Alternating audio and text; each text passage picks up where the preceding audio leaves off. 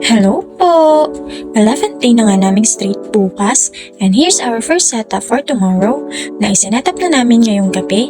After ng event kanina na setup din namin, late na nga natapos dahil Christmas party iyon.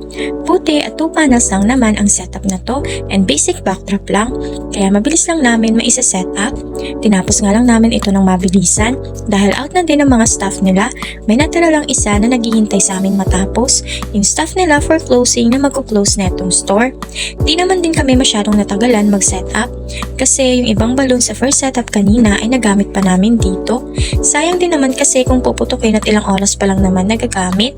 Same lang din naman ang balloons na gagamitin namin for next setup kaya ginamit na namin. Konti lang naman yung nakuha namin and nadagdag pa kami.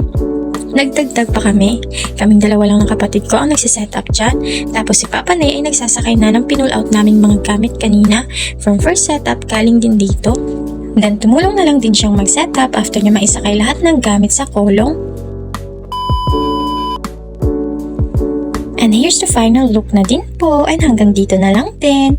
Thank you po and bye-bye!